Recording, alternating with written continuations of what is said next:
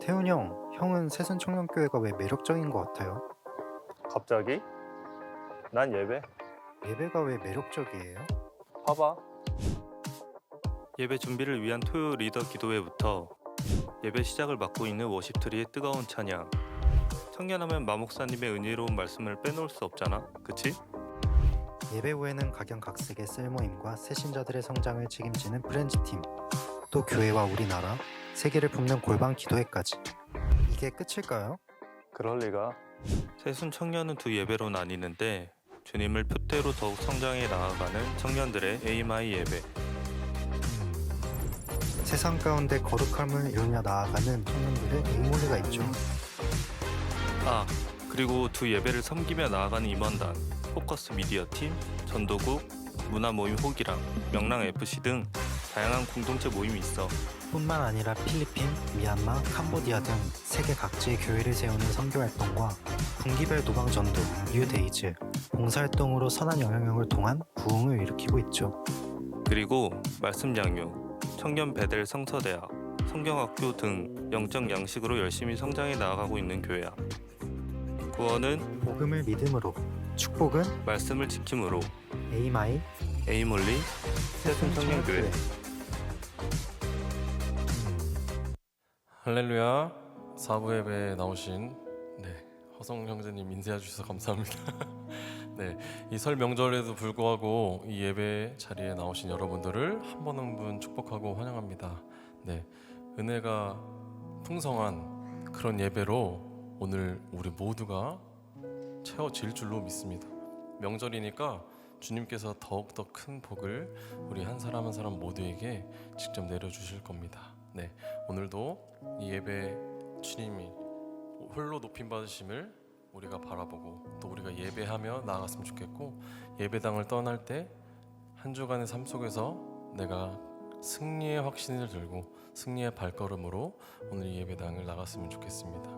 이 시간 함께 찬양함으로 주님 앞에 나아가겠습니다. 주님 계신 곳에 나가리 찬양 드리며 그 성소에 들어가 주의 얼굴 배우리. 그 얼굴을 배울 때 주님의 은혜 넘치네. 엎드려 고백하네. 주께 주님 계신 곳에 나가리 찬양 드리며 그 성소에 들어가 주의 얼굴 배우리. 그 얼굴을 배울 때 주님의 은혜 넘치네. 엎드려 고백하네. 다시 한번 주님 계신 곳에 나가리. 주님 계신 곳에 나가리 찬양 드리며 그 성소에 들어가 주의 얼굴 배우리. 그 얼굴을 배울 때 주님의 은혜 넘치네. 엎드려 고백하네.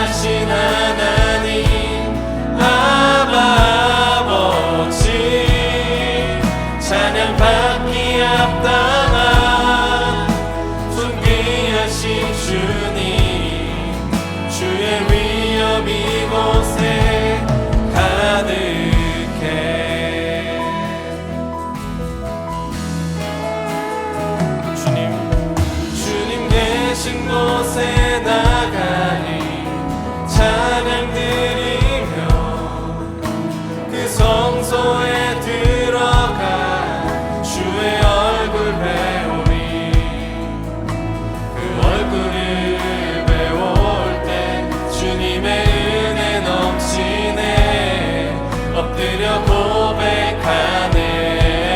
주께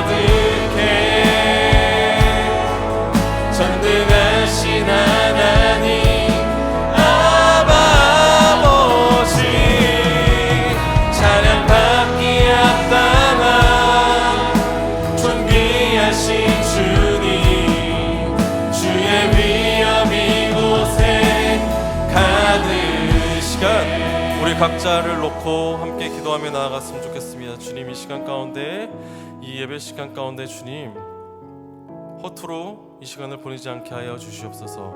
내 모든 생각과 내 안에 있는 모든 것들 다 주님 앞에 온전히 내려놓고 나의 모든 시선을 온전히 주님께 맡기고 나의 삶을 주님에게 맡겼을 때 우리에게 일어날 변화를, 우리에게 일어날 하나님의 역사를 기대하는 그런 예배로 내가 이 시간 나아가길 소망한다고 이 시간 함께 통성으로 기도하며 나아가겠습니다. 기도하시겠습니다.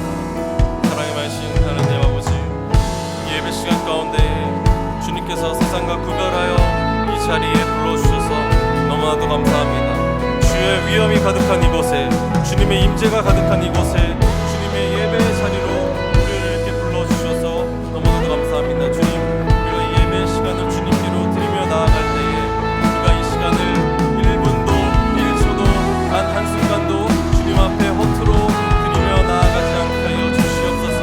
내 모든 생각과 염려와 나의 모든 것들을 온전히 주님 앞에 내려놓고 주님께 온전히 집중하고 주님만을 온전히 높여드리는 그런 예배로 나아가기를 소망합니다.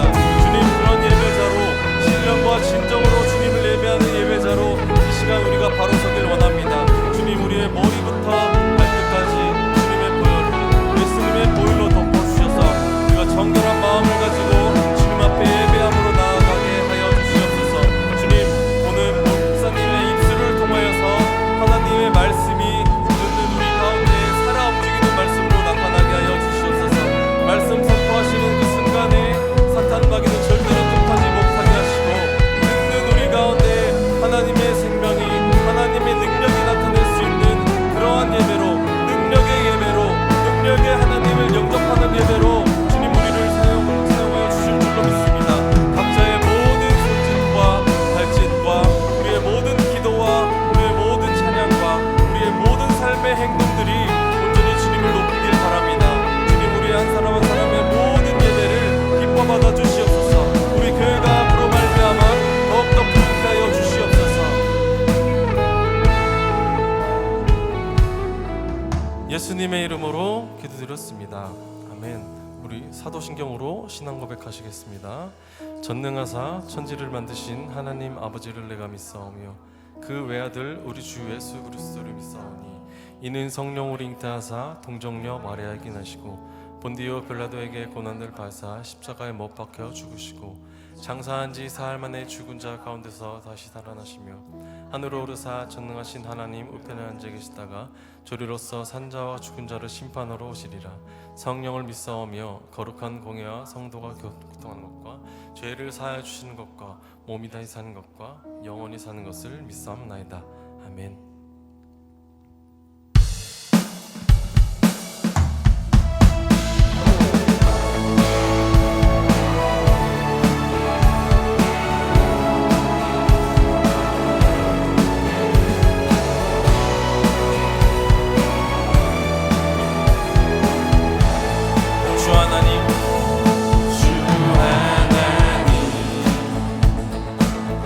지으신 모든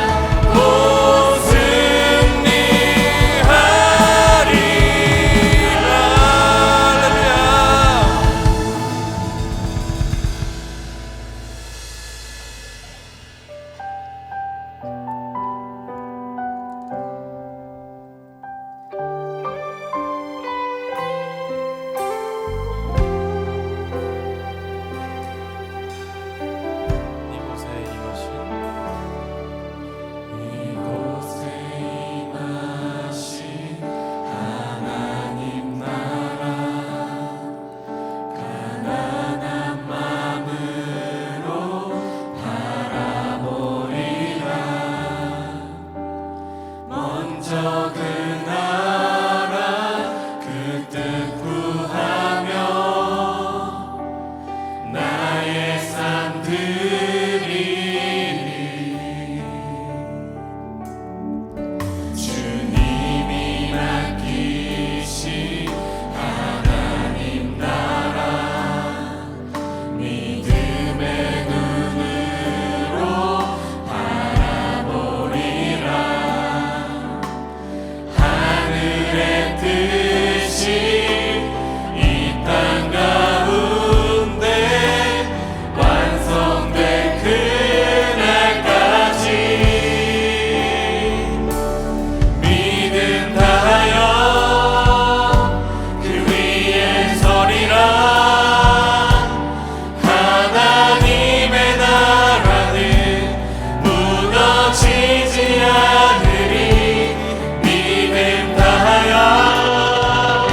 그 나라 세워가리라. 주님 곧 오실 때까지.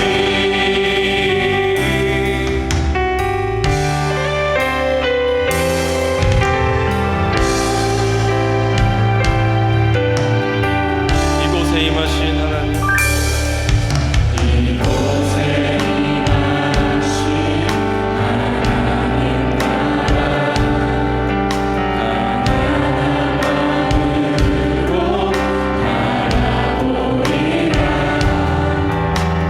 먼저 그 나라 그 뜻 구하며 나의 삶 드리리.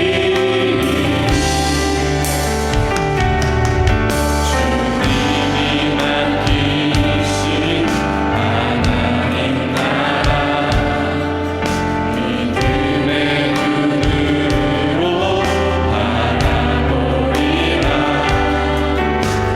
하늘의 뜻이 이 땅 가운데 완성된 그날까지 믿음 다하여 그 위에 서리라. 하나님의 나라는 무너지지 않으리. 믿음 다하여 그 나라 세워가리라. 주님 곧 오실 때 믿음 다하여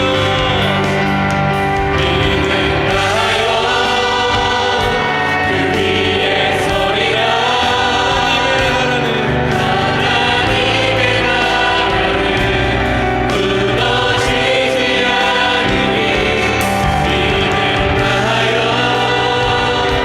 그 나라 세워가리라. 주님 곧 오실 때까지 믿음 다하여 그 위에 서리라. 하나님의 나라는 무너지지 않으리. 믿음 다하여 그 나라 세워가리라. 주님 곧 오실 때까지.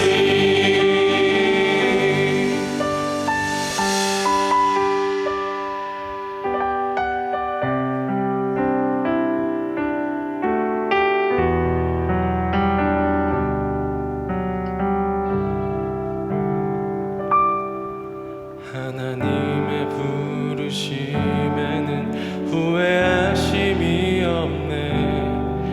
내가 이 자리에 선 것도 주의 부르심이라. 하나님의 부르심에는 결코 실수가 없네. 나를 부르신 하나님의 신실하심을 믿네. 다시 한번 하나님의 부르심에는 후회하심이 없네. 내가 이 자리에 선 것도 주의 부르심이라. 하나님의 부르심에는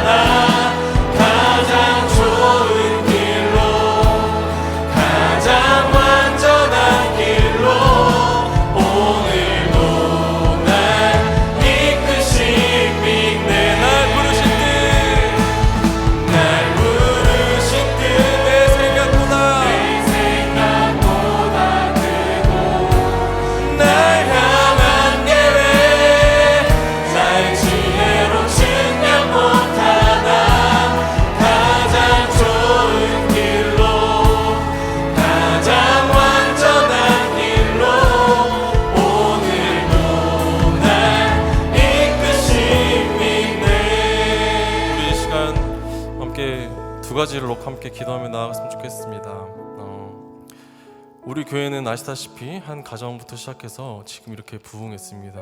이렇게 부흥해서 주변에 있는 가난한 이웃들을 구제하고 열방을 품고 기도하며 직접 선교도 나가고 앞날이 창창한 청소년들에게 장학금도 주는 등 하나님의 귀한 선한 사역들을 우리가 잘 감당하고 있습니다. 우리 교회는 앞으로 더 부흥할 것이라고 저는 믿어 의심치 않습니다. 그러기 위해서는 우리 모두가 우리 교회를 더욱 사랑하는 마음을 품고 하나님의 그 선한 사역을 우리 교회에서 하는 것뿐만이 아니라 내 삶 속에서도 하나님의 선한 사역을 사랑하는 마음을 더욱 뜨겁게 가져야 될 것이라고 생각합니다. 우리의 교회가 우리만 잘 살고 우리만 잘 믿고 살아가는 것이 아니라 우리의 교회로부터 솟아나는 생수의 강이 열방을 향하여서 아버지를 모르는 자들에게 내뿜어질 수 있는 귀한 그런 교회가 우리 각자 모두가 되어지기를 소망합니다. 우리가 두 번째로 기도할 것은 우리의 헛된 우상들을 놓고 기도했으면 좋겠습니다. 우리가 명절 때만 되면 차례상을 피고 죽은 자의 무덤 앞에서 절을 하며 우리의 삶이 형통해 해달라고 비는 그런 문화가 아직도 있습니다. 하지만 돌아보면 그것뿐만 아니라 우리의 삶 속에서 하나님보다 예수님보다 더 우선시하고 있다면 그것이 바로 다 우상입니다. 헛된 우상은 우리의 믿음의 눈을 흐리게 하여서 하나님을 온전히 바라보지 못하게 합니다. 우리의 이 모든 헛된 우상들도 주님 앞에 무너지고 우리가 온전히 주님께 우리의 삶을 깨트리는 그런 삶으로 나아가길 소망한다고 우리 이 시간 두 가지 놓고 함께 통성으로 기도하며 나아가겠습니다. 기도하시겠습니다. 사랑의 많으신 하나님 아버지, 우리 교회를 주님께서 이렇게 사용하여 주셔서 주님께서 우리의 교회를 이렇게 사랑하여 주셔서 우리가 날로 더욱더 부흥케 하심에 주님 감사합니다. 주님의 몸된 교회인 우리가 하나님의 선한 사역을 하나님이 주신 그 십자가의 그 사랑을 우리가 품고 또 세상 속에 나아가서 우리가 전파하는 귀한 전도의 도구로서 그러한 삶으로 나아가길 소망합니다. 주님, 우리만 이 예배자들만 같이 기뻐하고 이 안에서만 승리하는 삶으로 나아가는 것이 아니라 열방을 치유하고 행진하는 우리 스승교회가 되어질 수 있도록 우리 한 사람 한 사람 모두가 교회를 사랑하는 마음이 더욱더 뜨겁게 부어지기를 소망합니다. 주님의 선한 사역을 하나님의 그 착한 일을 우리가 더욱더 발견하고 사랑하고 더욱더 힘쓰기를 소망합니다. 우리 한 사람 모두가 주님의 몸된 교회로서 주님 우리의 생수의 강을 주님 세상 가운데 흘려보낼 수 있는 귀한 도구로 그런 예배자로 우리 한 사람 모두를 귀하게 사용하여 주시옵소서. 병든 교회가 아니라 세상을 치유하는 치료하는 병원 같은 교회로 우리가 되어지기를 소망합니다. 주님, 우리의 삶 가운데 또 우리 나라 가운데 있는 헛된 우상들, 문화들, 악한 것들 다 무너지게 하여 주시옵소서. 세상은 더욱더 어두워지고 그럴 때 우리의 교회는 더욱더 밝은 빛을 내뿜게 하여 주셔서 더욱더 빛의 가치가 돋보이는 그런 역사가 이루어지게 하여 주시옵소서. 우리의 삶 가운데 하나님보다 예수님보다 우선시하고 있는 것이 있다면 모두 다 무너지게 하여 주시옵소서. 하나님 앞에 세워진 헛된 모든 우상들 주님 앞에 모두 무너지고 온전히 주님만을 바라볼 수 있는 나의 믿음의 눈이 되어지기를 소망합니다. 주님, 나를 그렇게 만들어 주시옵소서. 주님, 나를 믿음의 눈으로 아버지께 시선을 고정하고 나의 삶을 주님께 맡기는 그런 예배자의 삶으로 주님 내가 살아가게 하여 주시옵소서. 사랑의 하신 하나님 아버지, 여기 있는 우리 모두가 우리 교회를 더욱 사랑하고 우리 교회를 위해서 더욱더 기도함으로 나아가게 하여 주시옵소서. 우리가 서로에게 있는 허물을 바라보는 것이 아니라 서로에게 있는 상처를 바라보게 하시고 서로를 위해 기도하고 우리가 예수님의 사랑을 키우고 또 열방을 향해 하나님의 사랑을 흘려보낼 수 있는 귀한 새순교회로 주님의 각자 몸된 교회로 우리를 사용하여 주실 줄로 믿습니다. 우리의 삶 가운데 세워진 헛된 모든 우상들, 하나님 예수님보다 더 우선시했던 그 모든 것들 주님 보혈로서 다 씻겨서 내려가게 하여 주시옵소서. 나의 모든 시선과 나의 온전한 믿음이 오직 주님만을 향하길 소망합니다. 주님, 내 손을 주님께 드립니다. 내 잔을 주님께 높이 듭니다. 이 잔을 채우시고 우리의 손을 잡아주셔서 우리의 삶을 인도하여 주시옵소서. 예수님의 이름으로 기도드렸습니다. 아멘. 네, 지금은 축복의 시간입니다. 네, 오늘 축복 주인공은 우리 2월 15일 날에 생일을 맞는 형제님 계신데요. 우리 김환 형제님 계신가요? 혹시 어디 계시죠? 김환 형제님? 네. 잠깐 자리에서 일어나 주시면 우리 함께 축복하기 바랍니다. 우리 형제님을 향해서 함께 두 손 뻗어 축복하겠습니다. 사랑하는 자여,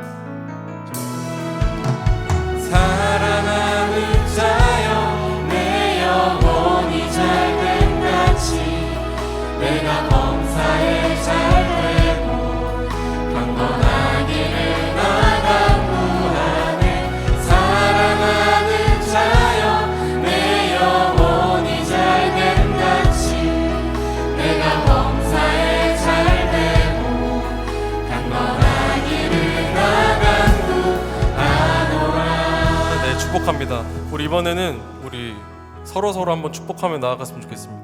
다임 목사님께서 1년에 명절 2번이 이게 정말로 신앙인들이 오는 그런 예배 시간이라고 하셨는데 여기 있는 모든 예배자들이 승리자인 줄로 믿습니다. 오늘 예배 나온 우리 모든 성도님들, 우리 서로를 향해서 함께 축복하며 나아가겠습니다. 사랑하는 자여, 사랑하는 자여, 내 영혼이 잘됨 같이 내가 범사에 잘되고 강건하기를 나간 구하네. 사랑하는 자여, 내 영혼이 잘됨 같이 내가 범사에 잘되고 강건하기를 나간 구하노라.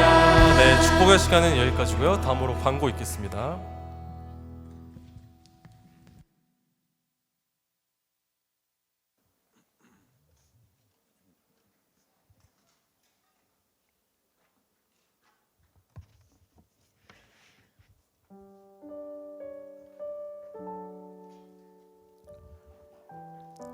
설 연휴 먼 길 이동하시는 분들을 위해 기도해 주십시오. 장학금 신청서는 오늘까지 마감입니다.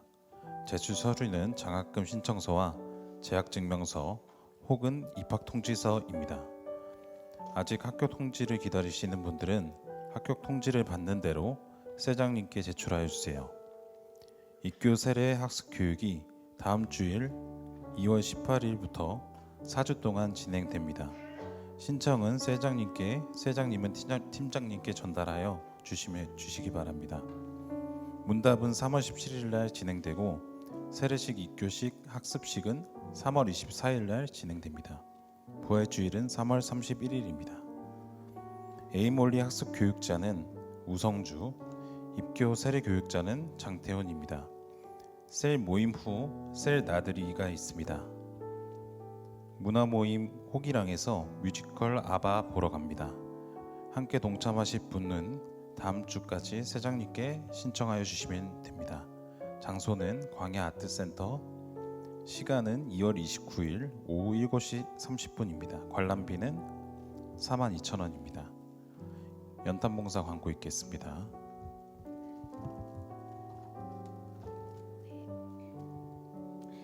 돌아오는 토요일 오전 10시 연탄 나눔 봉사 갑니다. 4월까지 연탄을 떼야 하는 어르신들에겐 연탄 후원이 여전히 많이 부족한 상황인데요.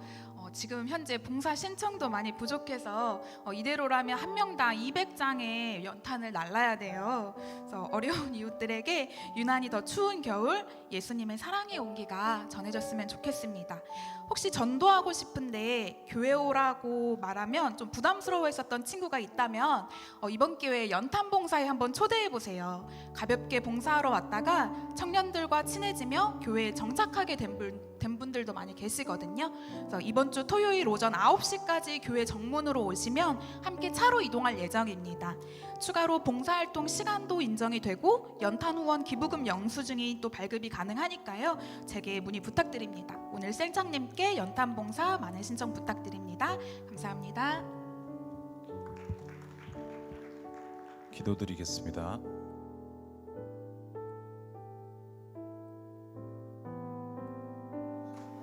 하나님 아버지, 오늘도 주님 앞에 나와 주님을 찬양하고 예배하게 하심에 감사합니다.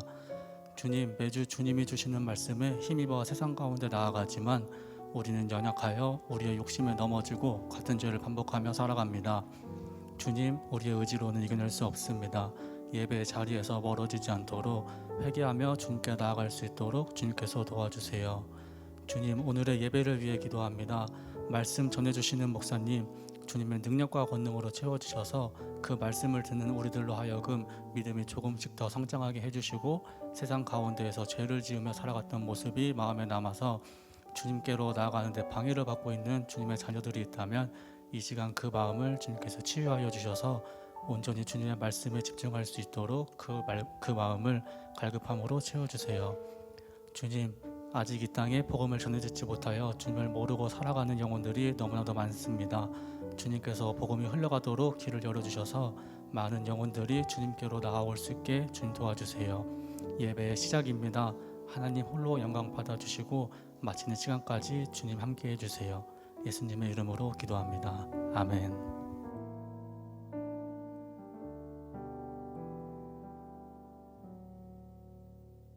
말씀 보시겠습니다.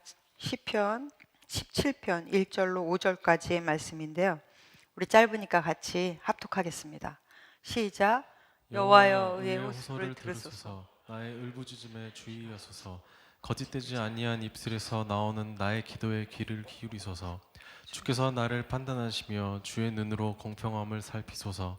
주께서 내 마음을 시험하시고 밤에 내게 오시어서 나를 감찰하셨으나 흠을 찾지 못하셨사오니 내가 결심하고 입으로 범죄하지 아니하리이다. 사람의 행사로 논하면 나는 주의 입술의 말씀을 따라 스스로 삼가서 포악한 자의 길을 가지 아니하였사오며 나의 걸음이 주의 길을 굳게 지키고 실족하지 아니하였나이다.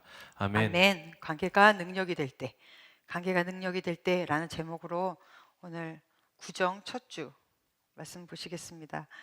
기도할까요? 시작.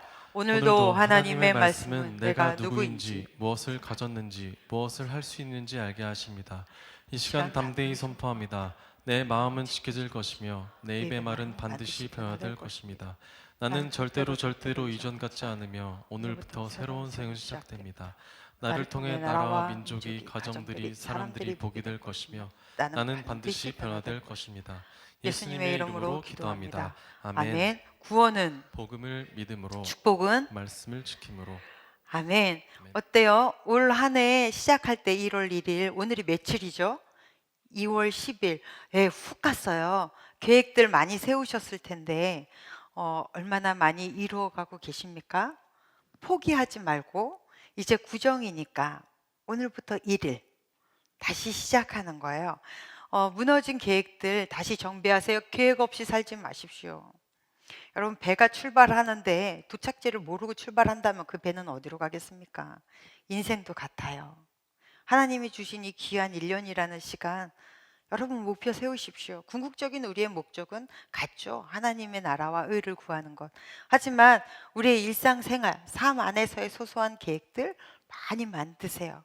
그리고 그것을 여러분 좀 쪼개서 내가 오늘 당장 할 수 있는 일을 만들어 가세요. 그래서 여러분이 성취감이라는 것을 좀 맛보면서 산다면 여러분의 인생은 더 풍성하고 좋아질 것이라고 믿습니다. 예수께서 뭐라고 말씀하셨냐면 너희는 허리에 띠를 묶고 그리고 촛대, 등대를 들고 서서 기다리라. 깨어 있어라. 근데 어떻게 깨어 있으래요?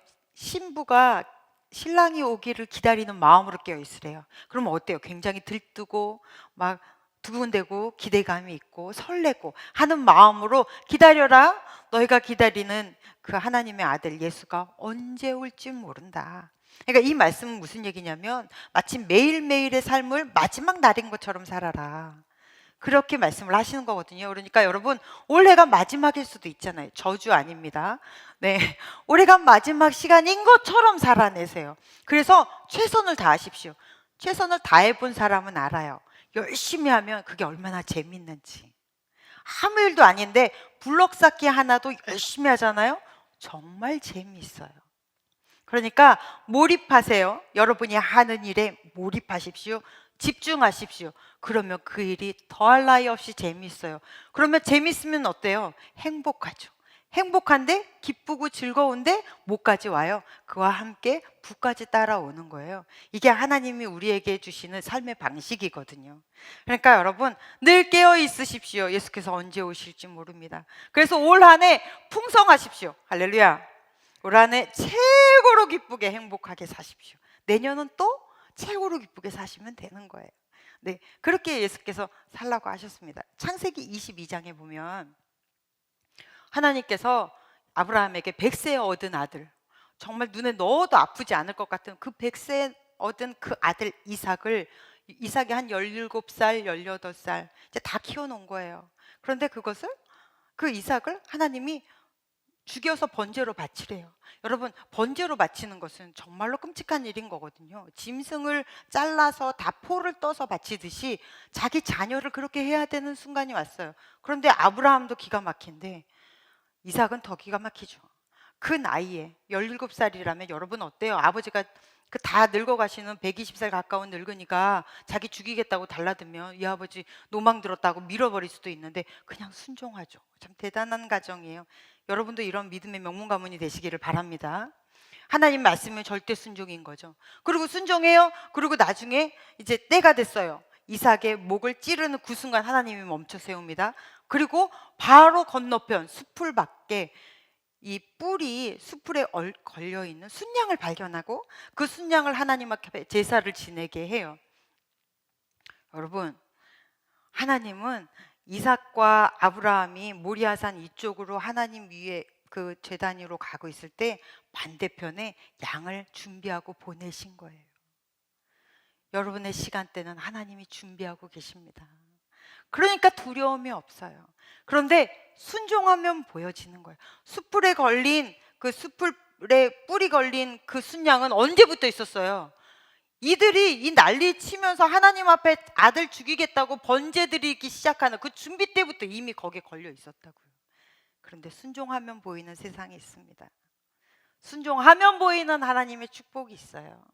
올 한 해 이렇게 준비하신 하나님의 축복, 여호와 이레의 하나님, 순종할 때 보여지는 세상, 그 세상을 받아 누리기를 간절히 축복합니다. 여러분, 24년도도 아마 여러분에게 목마르는 시간도 있을 거고요. 영적으로 육적으로 고달픈 시간들도 있을 거예요.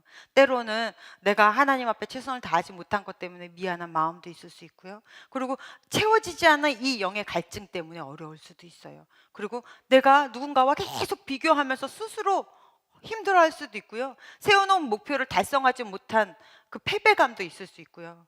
그리고 회사에서 인정받지 못하는, 내가 누군가한테 인정받고 싶은데 인정받지 못하는 그 안타까움도 있을 수 있고요. 또 무슨 일도 있을 수 있을까요, 여러분? 어쩌면 스스로가 끊어내지 못하는 미움 때문에 힘들어하는, 저는 이 누군가를 향해서 끊어내지 못하는 이 미움 때문에 정말 너무 힘들어하는 분들을 많이 보거든요. 그런 것 때문에 여러분이 스스로 피폐해지고 힘들어지고 고달퍼지고 외로운 날들이 있을 수도 있어요. 그러나 우리 하나님은 2024년에 내 살아갈 길을 다 아시는 줄로 믿습니다. 우리의 형편을 아시고 우리의 처지를 아시는 하나님, 그곳에서 그 마음들을 하나님이 다스릴 수 있는 힘도 주실 거라고 저는 믿습니다. 그러니까 여러분, 두려움 없이 나아가세요. 걱정하지 마세요. 주어진 시간들에 대해서 여러분 너무 무서워하지 마세요. 도전해 보십시오. 앞으로 나아가십시오. 이겨내십시오. 그리고 마침내 승리하시기를 간절히 축복합니다. 그러한 2024년이 되시기를 바라요. 저도 그렇고 우리 여러분도 그렇고. 그러면 지금 제가 여러분에게 쭉 했던 이 많은 축복들이 내게 성취된다라는 것은 내가 창조주와 연관이 있다라는 거잖아요. 그러니까 사람이 가치가 있으려면, 의미 있는 인생이 되려면 창조주와 어떠한 연관관계를 가지고 있느냐인 거거든요. 나를 왜 창조하셨을까? 왜 굳이 이때 나를 보내셨을까? 이 사회적 현상 속에서 나는 무엇을 하기를 원하시는 걸까? 하나님은 창조만 하고 버려두신 건가? 아니면 오늘 또 개입하셔서 나와 함께 하나님의 역사들을 만들기를 원하시는 걸까? 이러한 하나님과 나와의 많은 연계 속에서 내 의미가 발견되는 거잖아요. 그 성경이 바로 오늘 여러분이 읽는 시편 17편입니다. 여기서는 아주 간단해요. 17편에서 그런 하나님과 우리와의 관계를 딱 한 단어로 설명합니다. 1절과 15절을 한번 읽어볼게요. 시작. 여호와여 의의 호소를 들으소서. 나의 일부짖음에 주의하소서. 거짓되지 아니한 입술에서 나오는 나의 기도에 귀를 기울이소서. 아멘. 15절. 나는 의로운 중에 주의 얼굴을 배우리니 깰 때에 주의 형상으로 만족하리이다. 아멘. 아멘. 여기에 중복되는 한 글자가 있죠. 뭐죠? 의. 오늘은 이 의에 관해서 배울 거예요. 관계가 능력이 될 때, 우리와의 관계가 능력이 될 때, 이 관계가 바로 의입니다. 여러분, 우리가 인간의 가치는 능력에서 나올까요? 여러분의 가치는 내가 얼마나 어떠한 스펙을 가지고 있고 어떠한 것을 잘하고 해서 나오나요? 아닙니다. 인간의 가치는 관계에서 나오는 거예요. 오늘도 우리 목사님께서 사회성에 관해서 말씀하셨어요. 근데 마침 오늘이 올해 구정의 첫 주일이니까 마치 첫 주처럼 하나님이 너무 귀한 말씀, 시편 17편이 참 귀하거든요. 이 귀한 말씀을 저희에게 주신 것 같아서 얼마나 감사한지 모릅니다. 여러분, 인간은 본능적으로 나의 가치와 의미를 어디서 찾냐면 능력에서 찾아요. 내가 이만큼 뭔가를 잘하고 내가 어떤 성과를 내고 하는 것에서 우리의 가치를 찾습니다. 그런데 성경은 아니라는 거예요. 근데 세상도 아니라는 거예요. 세상도 말하기를 많은 면접관들이, 그 기업체 면접관들이 고민하는 것이 성과와 능력이냐 태도와 가치냐, 어떤 것에 더 중점을 줘야 합니까가 늘 의문이래요. 그러니까 능력이냐 아니면 태도냐 이런 거잖아요. 뭐 기업체에 따라서 자기 가치관, 기업마다의 가치 추구하는 것들이 다 다르니까 명답은 없겠지만 이 두 가지를 다 갖추고 있었다면 얼마나 좋겠어요. 근데 이러기가 쉽지 않으니까 이렇게 고민들을 하는 거겠죠. 그러면 능력이냐 아니면 이 사람의 태도냐, 글로벌 기업가들은 정확하게 이야기합니다. 잘 모르는 것은, 좀 지식이 부족하고 능력이 딸리는 건 가르치면 된다는 거예요. 그러나 그 기업체의 가치관이라든가 아니면은 그 서로의 조직력, 사기, 이런 눈에 보이지 않아 더 귀한 것들, 이것은 가르쳐서 되는 게 아니라는 거죠. 그러니까 태도가 능력보다 앞선다는 거예요. 여러분, 태도가 뭘까요? 관계입니다. 인간관계, 사회성, 누구하고의 관계성. 이게 우리가 가지고 있는 어떠한 지시나 이것보다 더 낫다라는 거예요. 요새 여러분 빈마켓 잘 안 간다면서요? 어제 우연히 들었는데 빈마켓에 빵이 맛이 없어졌다거나 커피가 맛이 없어서 가지 않는 게 아니랍니다. 그 알바생 때문에 안 간대요. 네 가지가 없는 알바생 때문에. 사장님은 너무 좋은데 거기 빵도 맛있고 커피도 맛있잖아요. 그런데 그 알바생들, 어떻게 뽑는 알바생마다 그렇게 쌀쌀맞고 차가운지 알바생 때문에 안 간대요. 뭐 때문에 기업이 안 되는 거죠? 그 기업으로 본다면 관계 때문에 안 되는 거예요. 우리는 종종 이웃집 아들처럼 살 때 있어요. 제가 예전에도 이 예를 들었던 것 같은데, 제 이웃집 아이는 공부도 너무 잘하고 똑똑하고 너무 잘생겼어요. 그런데 우리 집 애는 그런 거하고 전혀 상관없이 살아요. 너 왜 이거 틀렸니? 그러면 저보다 틀린 애들 더 많아요. 실제로 우리 아이는 그렇게 살아요. 아주 속 편하게 살죠. 그러니 언제 때는 이렇게 속이 문드러 내리는 게 어떤 기분인지 종종 경험하고 삽니다. 그런데 이 아이들에게 제가 등록금을 줘야 될 때 제가 이웃집 아이에게 주겠습니까? 아니면 제 아이에게 주겠습니까? 저 지방 눈에 보이지도 않는 대학에 들어갔다 해도 내 자식에게 등록금을 주죠. 왜 이웃집 아이에게 주겠어요? 근데 우리는 이렇게 생활할 때가 많아요. 하나님과 나와의 관계성에는 전혀 관여하지 않고 그저 내가 착하게 살고 의롭게 살고 말씀대로 어떻게 좀 겉으로 보여지는 것이, 그렇게 살면 그러면 된다고 생각해요. 마치 이웃집 아이처럼. 그리고는 아저씨 저한테 학비 주세요 라고 말하는 것처럼 하나님 왜 이거 안 해주세요? 라고 할 때가 정말 많아요. 그러면 하나님과 나와의 관계가 우선이었을 때 자식이 되는 거죠. 그죠? 의라는 게 뭘까요? 의는 내가 하나님과의 관계가 부모와 자녀와의 관계가 되는 것을 말하는 거예요. 그래서 교회 열심히 다니는데 왜 나는 축복받지 못하지? 라고 말하는 사람들이 있어요. 쟤는 왜 저러는데 기도 응답을 너무 잘 받고 나는 열심히 최선을 다해 봉사를 하는데 왜 나는 기도 응답도 없고 나는 내 인생이 이러는지 모르겠다. 여러분 중심을 보셔야 돼요. 중심 가운데 여러분과 하나님과의 관계가 어떻습니까? 이게 의예요. 그래서 채테크라는 것은 우리가 생각하는 의처럼 무죄하다, 뭐 어떻게 보면 어떤 좋은 정말로 귀한 일들을 위해서 내 목숨을 초계과 같이 버리고 그래 의미 있는 일에 내가 뛰어든다, 이런 것을 우리는 일상적으로 의인이라고 하잖아요. 근데 성경의 의인은 그렇지 않습니다. 성경에서 보면 뭐 의인은 악인은 그렇지 않으며 오직 바람에 나는 겨와 같도다. 그런데 의인은 나무와 같이 흔들리지 않는다라고 말하잖아요. 그럼 그 의인과 악인의 이 기준이 뭐죠? 그게 바로 하나님의 자녀냐 아니냐인 거거든요. 그래서 내가 하나님의 의인이다 라는 것은 내가 어떤 뭔가 죄를 짓지 않고 내가 거룩해서가 아닙니다. 그저 하나님이 나를 자녀 삼아 주셨기 때문인 거예요. 그래서 의에 줄이고 목이 마르니 라는 찬양이 있잖아요. 이 얘기는 하나님과 나의 관계에 내가 목이 탑니다. 하나님과 더 가까운 연계를 원합니다. 하나님, 내가 주님과 밀착되고 싶습니다 라는 이야기인 거거든요. 그래서 성경에서 말하는 의인은 그런 의인이에요. 그러면 오늘 이 17편 전체가 이제 기도문인데, 그럼 이 의인의 기도를 통해서 하나님은 무엇을 보실까요? 여러분, 그러면 그렇게 하나님과 내가 자녀와 아버지의 관계라고 하면, 그러면 그 의인은 어떤 사람인 거예요? 우리는 하나님을 뭐로 알 수 있죠? 여러분, 하나님을 뭐로 알 수 있습니까? 그렇죠. 성경으로 하나님을 알 수 있습니다. 말씀을 내가 그저 많이 읽고 뭐 이런 거를 다 떠나서 내가 하나님을 알고자 말씀을 읽는 사람, 이게 의인이에요. 내가 이 말씀대로 살고자 말씀을 묵상하는 사람, 이게 의인이에요.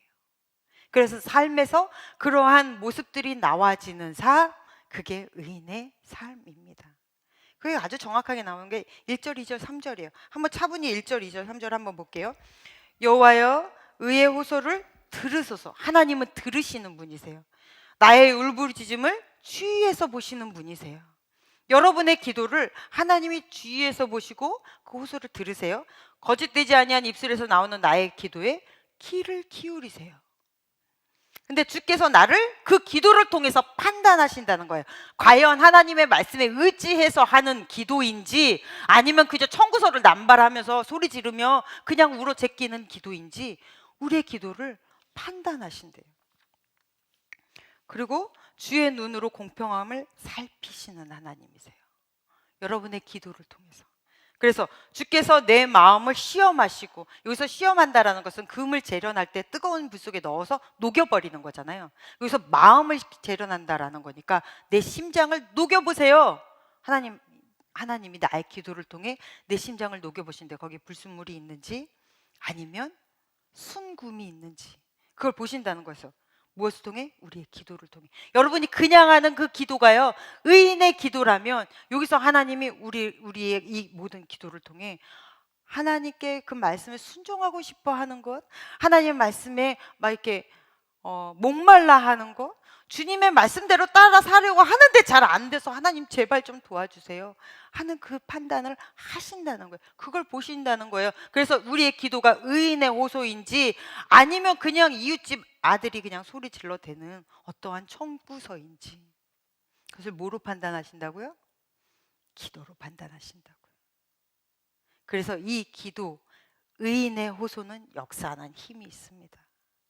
의인의 기도는 하나님이 반드시 들어주신다는 거예요. 그러면 이 기도, 성경 마지막까지 읽을게요. 밤이 내게 오시어서 나를 감찰하셨으나 흠을 찾지 못하였사오니 어떻게 흠을 안 찾아요? 여러분 다윗이 얼마나 그렇게 깨끗합니까? 여러분은 깨끗하세요?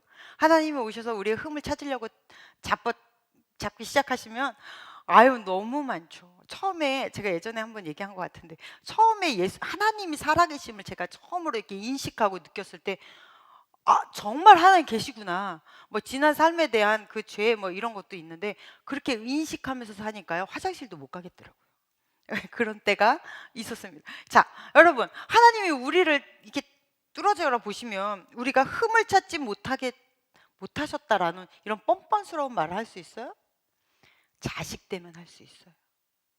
이게 자식됨입니다. 이게 자녀됨의 축복이에요. 이게 의인의 축복이에요. 내가 결심하고 입으로 범죄하지 아니하리라. 여러분 입 조심해야 되죠. 이렇게 관계가 능력이 되는 순간이 뭐라는 거예요? 내가 아버지의 자녀로 섰을 때. 이게 의인의 기도라는 거예요. 그래서 15절 나오죠. 15절이 너무 귀한 말씀인데 이 15절 때문에 이 시편 17편이 아침의 기도라는 이런 별명이 붙었거든요. 한번 읽어볼까요? 시작. 나는 의로운 중에 주의 얼굴을 배우리니 깰 때 주의 형상으로 만족하리이다. 아멘. 내가 의로운 중에 주의 얼굴을 배웁다. 내가 하나님과 그 깊이 있는 친밀한 관계 속에 있기 때문에 나는 늘 주님을 대면하고 삽니다. 그래서 어제까지 내 잠자리에 들 때까지 잠을 못 자며 고민하던 그 일이 자고 일어나 눈 뜨면 아무것도 아닌 것처럼 뭐로? 부활신앙으로 다시 일어나는 거예요. 이게 의인의 삶이라는 거죠. 맡겼으니 이젠 걱정이 없어요. 이제 하나님이 해결하실 거예요. 그게 우리의 부활신앙입니다. 네, 저는 이 시편 17편을 다 보면서 1절부터 3절도 너무 귀한데 7절로 해서 9절 말씀이 너무 귀한 거예요. 의인의 삶이 이거구나가 명확하게 나오는 게 7절부터 9절 말씀이더라고요. 한번 다 같이 읽어볼까요? 소리내서 한번 읽어봅시다. 크게 시작. 주께 피하는 자들을 그 일어나 치는 자들에게서 오른손으로 구원하시는 주여, 주의 기이한 사랑을 나타내소서. 나를 눈동자같이 지키시고 주의 날개 그늘 아래에 감추사 내 앞에서 나를 압제하는 악인들과 나의 목숨을 노리는 원수들에게서 벗어나게 하소서. 아멘. 아멘. 여러분 지금 이 사건이 출애굽 사건이에요. 주께 피하는 자, 이거는 이 시편의 큰 주제죠. 여기서는 출애굽을 하는 이스라엘인들이에요. 그래서 그가 일어나 치는 자들은 바로의 군사들을 이야기하는 겁니다. 그리고 오른손으로 구원하시는 주여, 주의 기이한 사랑, 홍해를 가르며 만나를 주시며 이 놀라운 표현할 수 없는 그 기이한 사랑을 나타냈다. 그래서 눈동자같이 지키셨죠. 눈동자는 여러분의 눈동자는 스스로 지킬 수가 없습니다. 여러분의 눈동자는 어떻게 지켜요? 눈동자가 스스로 자기를 지켜요? 아니요. 눈꺼풀이 움직이고 나도 모른 새에 눈물이 나오고 그래서 다른 어떤 몸이 다 더러워도 눈만은 깨끗하다. 그게 하나님이 우리에게 주신 축복이거든요. 그래서 이 눈동자 같이 지키신다는 말이 끊임없이 성경에 계속해서 나오는 거예요. 눈동자는 스스로 지킬 수가 없어요. 하나님이 지키시는 거예요. 그렇게 하나님이 광야 40년을 지키셨대요. 그런데 여러분 이게 쭉 보세요. 압제하는 악인들과 나의 목숨을 노리는 원수들에게서 벗어나게 하소서. 역사적인 사건을 이야기하는데 지금 몇 인칭이 사용되고 있죠? 1인칭이에요. 나. 그저 그 역사적 어느 순간에 우리 조상들에게 하셨던 그 일이 아니라 이 일을 고스란히 내 것으로 받고 있습니다.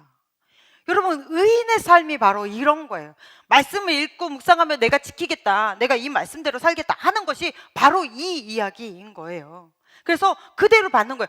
예를 들면 여러분 이 다니엘의 세 친구가 풀무불 속에서 나왔어요. 살아나왔어요. 우리는 그걸 보면 그랬구나 그렇게 봤죠? 요나가 물고기 뱃속에서 있다가 사흘 만에 나왔어요. 그럼 여러분은 어떻게 받아들여요? 그렇구나. 광야길 40년 동안에 옷이 헤이지가 않았대잖아요. 신발이 닳지가 않았다잖아요. 근데 우리는 그걸 읽으면서 그렇구나. 그와 나와 아무 관계가 없어. 근데 급할 때 막 진짜 내 눈앞에 떨어진 이 불똥을 어떻게 해서든 피하고자 할 때는 구름기둥과 불기둥 다 끄집어 드리고 홍해 바다 다 끄집어 드려서 하나님 그렇게 나를 축복하세요. 그때는 막 끄집어 드려요. 그런데 평소에 여러분 말씀 볼 때 그랬구나. 대박. 여러분 이렇게 받아들이잖아요. 그런데 지금 다윗은 어떻게 받아들이고 있어요? 그걸 그대로 내 사건으로 받아들이고 있어요. 이렇게 역사하셨던 것처럼 하나님은 나에게 역사하셨다. 아예 그냥 딱 결론 지어버리죠. 내가 어떠한 곳을 가든 눈동자같이 지키시고 하나님의 그 놀랍고 기이한 사랑을 보이시고 막 이걸 그대로 내 것으로 받아들여요. 이게 바로 의인의 기도고 의인의 삶입니다. 그랬더니 6절에 뭐라고 얘기하냐면 하나님이여 내게 응답하셨으므로 응답을 아예 확정 지어버리죠. 이게 의인의 기도예요. 하나님이 응답하실 거에 대해서는 조금의 의심도 하지 않아요. 왜요? 난 늘 주와 함께하고 주님이 이렇게 이루셨기 때문에 나에게도 하나님이 이렇게 이루실 거에 대한 의심이 없어요. 여러분 이렇기 때문에 의인의 기도는 반드시 이루어진다는 거예요. 그럼 이 의인이 뭐라고요? 하나님과 나와의 관계 안에서 형성된다고요. 그래서 하나님과의 관계가 능력이 되는 거예요. 할렐루야. 여러분의 삶 안에서도 이렇게 하나님과 나와의 관계가 능력이 되었으면 좋겠습니다. 여러분 6절 말씀 다시 한번 제가 안 드렸죠? 성경이 있으신 분들은 6절 말씀 같이 한번 읽어볼까요? 시작. 하나님이여 내게 응답하시겠으므로 내가 불렀사오니 내게 귀를 기울여 내 말을 들으소서. 아멘. 아멘. 여러분 명령조로 이야기하죠. 마치 다윗이 이건 무슨 얘기예요? 하나님이 늘 이렇게 생활 속에서 역사하셨다는 얘기예요. 늘 하나님 그렇게 해주셨잖아요. 너무 자연스럽게 부모에게 자녀가 요구하듯이 이렇게 요구하고 있습니다. 여러분 하나님의 사람은 무엇으로 구별이 되죠? 하나님의 사람은 하나님과 함께하는 사람이 하나님의 사람입니다. 그래서 성경에서의 다 그 예수를 믿고 그 예수 앞에 늘 나왔던 사람들이 늘 하는 말이 있죠. 주님이 나와 늘 함께 하셨습니다. 그러면 그 함께 하신 하나님이 성경 안에서의 그 사람들하고만 함께 하셨을까요? 아니죠. 오늘 나와도 함께 하시는 거예요. 누구를 통해서? 예수를 통해서. 예수께서 이거를 이루신 거잖아요. 예수라는 이름의 뜻이 뭡니까? 임마누엘. 내가 영원토록 너희와 함께 있을 것이다 라는 그 예수의 확언이잖아요. 그래서 주님은 나와 늘 함께 계신대요. 예수께서 나중에 승천하실 때 제자들에게 500명 정도 모였다고 성경에서는 얘기하잖아요. 그 모인 사람들에게 내가 영원히 너희와 함께 하리라 라고 약속하셨어요. 그것은 제자들에게만 하시지 않았습니다. 우리는 예수를 통해 우리 모두 예수를 믿는 모든 하나님의 제자된 하나님의 자녀된 사람들에게 주어진 복이에요. 하나님의 사람은 늘 하나님과 함께 삽니다. 그래서 우리는 모두 다 의인인 거예요. 아, 의인은 이랬구나. 또 그렇게 받아들이지 마시고 이 말씀을 내 말씀으로 받아들이는 거예요. 내가 하나님 앞에 기도한 것을 하나님 반드시 응답하실 줄로 믿습니다. 내가 어디로 가든지 하나님이 나와 함께 하심을 믿습니다. 우리는 그렇게 늘 나와 주님이 함께 하시는 걸 믿기 때문에 우리가 의인이에요. 우리가 무슨 거룩하게 살아서가 아니라. 그래서 우리는 죄를 지을 수가 없는 거예요. 여러분, 왜 하나님의 자녀들은 의인이라는 이름이 딱지처럼 붙어 있을까요? 왜 죄에 대해서 그렇게 경계할까요? 늘 주님이 나와 함께 계심을 알기 때문인 거예요. 그래서 죄에 대해서 조심스럽죠. 하나님 나와 함께 계시는데, 그러니까 죄를 짓지 말아야지 하면 어떻게 돼요? 이게 율법주의로 가는 거예요. 그런데 왜 주님이 나와 함께 계시는 거예요? 왜 예수께서 십자가를 지시고 그렇게 골고다 언덕을 가셔야 했고 그렇게 심하게 고문을 당해 돌아가셔야만 했고 3일 만에 왜 부활하셔야 됐어요? 그리고 3일 만에 부활하시고 그냥 땡 치버린 게 아니라 굳이 나와 함께 왜 하시는 거예요? 그 핵심이 뭐죠? 하나님의 사랑. 그렇죠? 그 핵심이 하나님의 사랑입니다. 그러면 의의 밑바탕에는 하나님의 사랑이 깔려 있는 거예요. 나와 하나님과의 관계는 그저 부모와 자식 간의 관계다라고 확정 지어버리는 것이 아니라 사랑의 관계라는 거예요. 그 뜨거운 사랑의 관계, 그 사랑의 하나님이 나와 함께 하시기 때문에 이것을 알기 때문에 나는 죄를 지을 수가 없는 거예요. 근데 막 죄를 짓지 말아야지 막 이렇다고 막 이렇게 하는 것은 뭐죠? 사랑이 밑바탕이 되어 있지 않은 거예요. 이거는 율법주의로 흘러올 수 있어요. 그래서 교회 안에 많은 사람들이 서로를 정죄하는 거예요. 자기 눈에 있는 들보, 이 티끌은 보지 못하고 남의 눈에 있는 들보만 보고 욕을 하는 거예요. 이게 다 뭐죠? 이게 율법주의예요. 우리의 모든 판단은 무엇으로 판단된다? 하나님의 사랑으로. 그래서 우리의 기본 바탕에는 하나님의 사랑에 의여야 하는 거예요. 그래야 이 의과 이 귀한 관계가 능력으로 나타날 수 있는 거죠. 여러분, 하나님과의 사랑 올 한 해 그렇게 하나님과 깊이 있게 걸어가시기를 간절히 축복합니다. 그렇게 하나님 없이는 살 수 없는 사람들이 되었으면 좋겠어요. 성경에 보면 선한 사마리아인 예가 나오죠. 선한 사마리아인에 보면 제사장이 다 죽어가는 그 어떤 강도 만난 어떤 사람을 그냥 지나칩니다. 제사장은 지금으로 보면 저 같은 목회자예요. 그런데 왜 그냥 지나쳤을까? 보면 물론 제사장 입장에서의 변론도 할 수 있어요. 지금 예배를 집례하러 가야 됩니다. 그런데 그 당시에 제사장들은 더러운 것, 그러니까 성경에서 말하는 그런 흠 있는 것들을 만지고 나면, 부정한 것을 만지고 나면 예배를 집례할 수가 없어요. 근데 지금 예배를 집례하러 가는데 만약에 그 쓰러져 있는 강도 만난 사람이 죽은 사람이라면, 그런 사람을 돕겠다고 만졌다면 자기는 부정한 사람이 되는 거예요. 그러면 나를 기다리고 있는 그 많은 예배자들에게 예배를 같이 드려줄 수가 없는 상황이에요. 그래서 그냥 지나쳐 갔습니다. 변명은 돼요. 그러나 이 사람의 그 기본 바탕은 뭐예요? 율법이에요. 그죠? 근데 정말 중요한 건 뭐여야 된다는 거예요?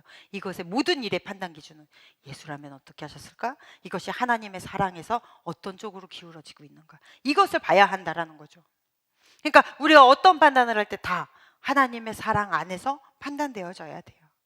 그렇다고 보면 누가 누구를 함부로 정죄할 수 있겠습니까?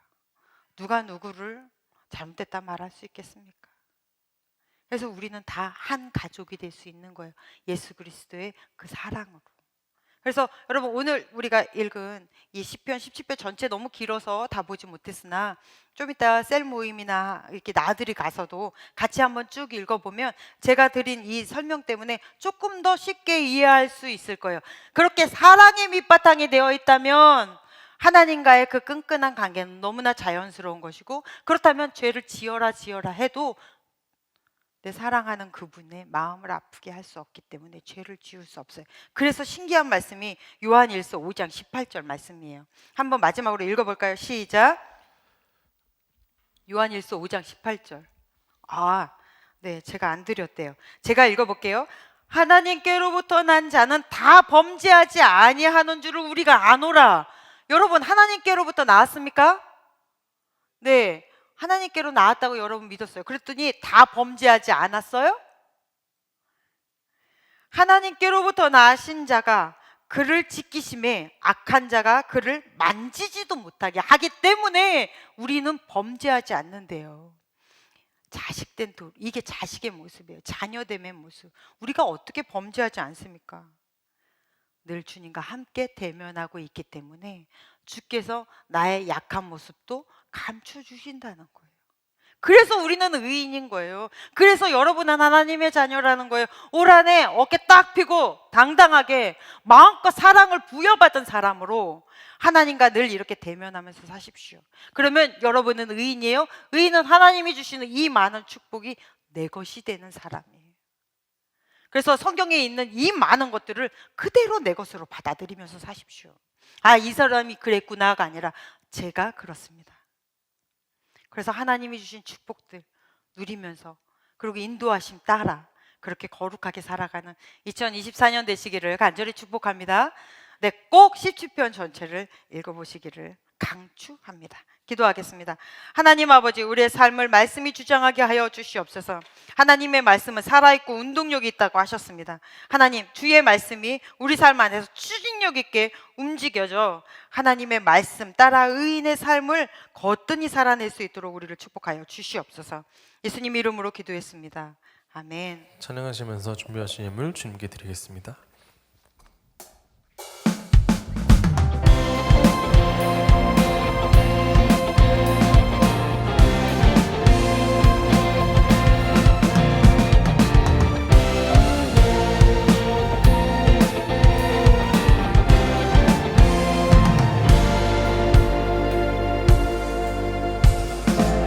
예수의 가치에 가슴이 뛰는 삶으로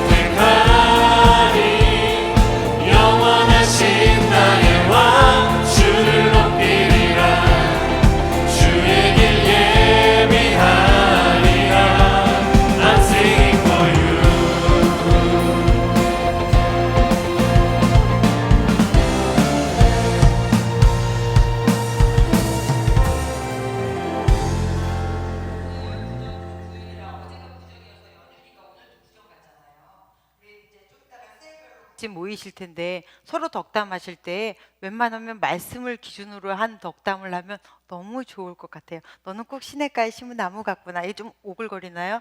네, 그러나 이렇게 말씀을 기본으로 해서 덕담할 수 있는 기회가 많지 않거든요. 그러니까 오글거리는 거 다 한번 하시고 그렇게 1년을 살아내시기를 바랍니다. 하나님 감사합니다. 주님 귀한 날 주님 전에 부르셨습니다. 그리고 예배케 하셨습니다. 하나님 올해도 주님의 예배자로 당당하게 서게 하여 주시옵시고 의인의 삶을 힘있게 살아낼 수 있도록 주의 자녀들을 축복하여 주시옵소서. 귀한 물질 주님 전에 심었습니다. 심는 모든 손길 하나님 아버지 주 일마다 때마다 주님의 간섭을 늘 체험하며 살게 하여 주시옵시며 하나님 말씀이 우리의 삶의 육신으로 일상에서 나타나 능력이 되는 삶을 살아내게 하나님 아버지께서 주의 자녀들과 함께하여 주시옵소서. 이제는 우리를 구원하신 예수 그리스도의 크신 은혜와 하나님 아버지의 지극하신 사랑하심과 성령님의 동행하심이 2024년 주와 함께 손 붙잡고 의인으로 살아내 주의 자녀들을 위해 이제로부터 영원토록 함께 계시기를 간절히 축원하옵나이다. 아멘.